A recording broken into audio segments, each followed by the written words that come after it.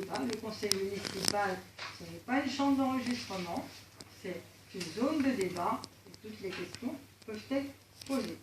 Je souhaite à toutes et à tous un excellent mandat.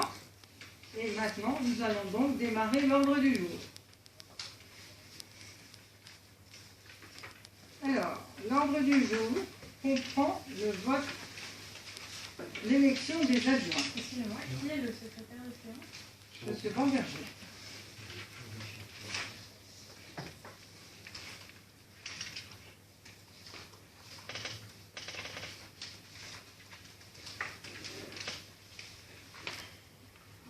Donc, l'élection des... Oui. La lecture de la charte de l'élu local. Ça correspond au troisième point. Oui, elle a été mise curieusement au début. Normalement, c'est pas grave. La charte de l'élu local. Donc, je vais vous lire cette charte. C'est une charte qui concerne évidemment tous les élus, qui s'applique à tous les élus et qui traite de la manière d'exercer son mandat. L'élu local exerce ses fonctions avec impartialité, diligence, dignité, probité et intégrité. Dans l'exercice de son mandat, l'élu local poursuit le seul intérêt général, à l'exclusion de tout intérêt qui lui soit personnel, directement ou indirectement, ou de tout autre intérêt particulier. L'élu local veille à prévenir ou à faire cesser immédiatement tout conflit d'intérêts. Lorsque ses intérêts personnels sont en cause dans les affaires soumises à l'organe délibérant dont il est membre, l'élu local s'engage à les faire connaître avant le débat et le vote. L'élu local s'engage à ne pas utiliser les ressources et les moyens mis à sa disposition pour l'exercice de son mandat ou de ses fonctions à d'autres fins. Dans l'exercice de ses fonctions, l'élu local s'abstient de prendre les mesures lui accordant un avantage personnel ou professionnel futur après la cessation de son mandat et de ses fonctions.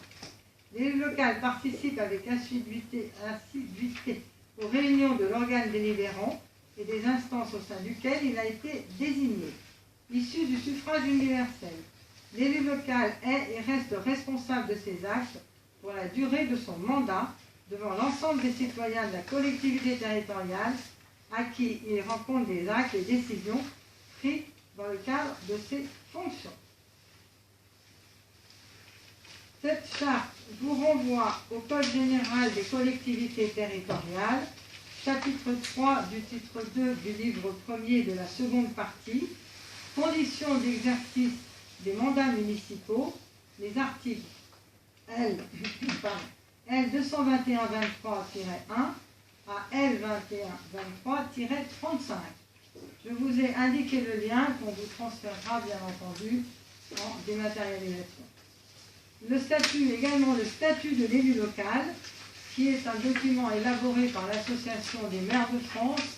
Comme vous savez, c'est l'association générale, on va dire, des maires de France. Ensuite, il y a des associations plus spécifiques.